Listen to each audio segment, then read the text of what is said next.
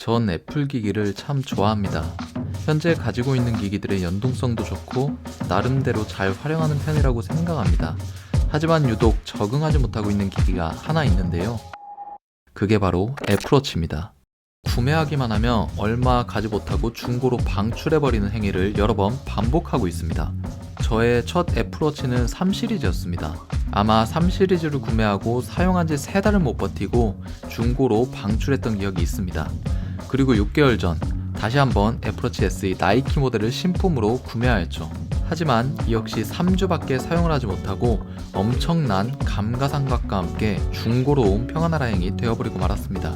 이 당시 현타가 와서 당분간 애플워치는 쳐다보지도 말자 하고 다짐하였죠. 하지만 인간은 같은 실수를 반복한다 했던가요?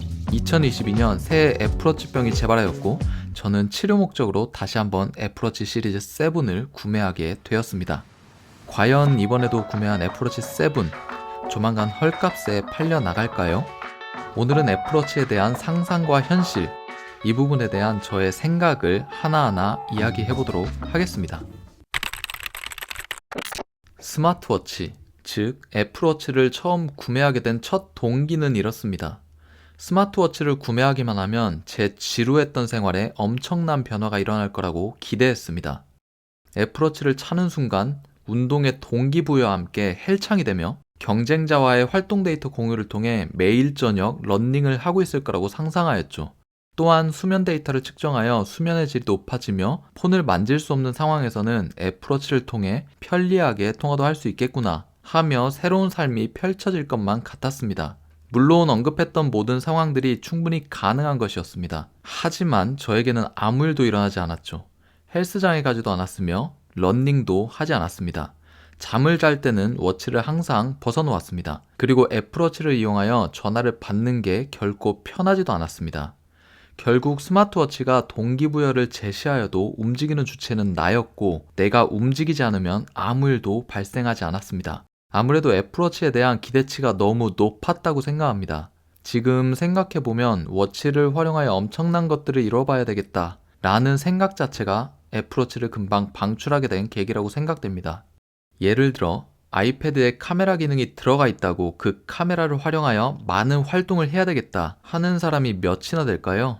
또는 아이폰에 가라지밴드를 활용할 수 있는 기능이 탑재되어 있지만 이 앱을 활용하는 사람은 극히 소수일 것입니다. 위와 같이 탑재되어 있는 기능을 활용하지 않는다고 그 기기를 잘못 사용하고 있는 건 아니라고 생각합니다. 저는 처음에 이 부분을 인지하지 못하였기 때문에 애플워치를 2번이나 방출했다고 생각합니다. 하지만 이번만큼은 실수를 반복하고 싶지 않아 기대치를 대폭 낮추었습니다. 그리고 사용 후 1달이 지난 시점에 아직까지 제 손목에 남아있는 것을 보니 꽤나 잘 적응하고 있다는 생각이 듭니다. 현재 제가 애플워치 7을 활용하고 있는 목적은 딱 3가지입니다. 알림, 시계, 그리고 마스크 잠금 해제입니다. 간단하죠? 특히 전화나 카톡을 놓치지 않도록 도와주는 알림 목적, 이 부분이 제일 큰데요. 제가 일하는 회사는 굉장히 시끄럽고 뜨거우며 앞이 보이지 않을 정도로 먼지가 많은 곳입니다. 현장에 돌아다닐 때 주머니에 있는 전화가 울린다고 해도 제가 알림을 인지하기에는 정말 어려운 환경입니다.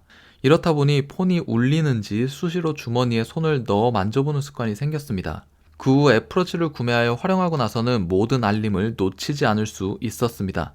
단순히 이 알림 목적 기능 하나만으로도 충분한 가치를 한다고 생각이 들었습니다. 그리고 시계로서의 역할도 편리합니다. 폰을 꺼내지 않고 손목만을 들어 올려 시계 본연의 역할을 충실히 수행해주고 있기 때문입니다. 시계 목적으로서의 AOD 기능 또한 애플워치 7 시리즈의 중요한 요소라고 생각합니다. 마지막으로 마스크 잠금 해제입니다. 어느 순간부터 마스크를 항시 착용해야 하는 상황이 발생을 하고 있습니다. 하루 일과 중 저는 자는 시간을 제외하고는 대부분 마스크를 끼고 생활을 하고 있습니다. 그렇기 때문에 페이스 아이디는 너무나도 귀찮은 잠금 해제 방식이었죠. 하지만 애플워치가 있다면 마스크를 쓴 상태에서도 잠금 해제가 가능합니다. 이 부분은 정말 너무나도 편리하였습니다. 하루에 수십 번, 아니 많게는 100번 가까이 잠금 해제를 하는데 이때마다 비밀번호를 누르는 것은 차마 상상하기도 싫습니다. 위의 세 가지 이유가 이번 애플워치 7을 구매한 가장 중요한 부분이었습니다. 하지만 한 달간 착용을 해보니 이 외에도 장점들이 눈에 많이 들어왔는데요. 이 부분은 조금 더 사용을 해보고 다시 한번 정리해서 말씀드리도록 하겠습니다. 자, 지금까지 제가 애플워치를 어떠한 목적으로 구매를 하였으며 방출하고 다시 구매하고 했던 부분에 대해 이야기를 해보았습니다. 제 영상을 통해 애플워치에 입문하시는 분들이 조금이나마 도움이 되셨으면 좋겠습니다. 그럼 제 영상이 도움이 되셨다면 구독과 좋아요 부탁드립니다. 감사합니다.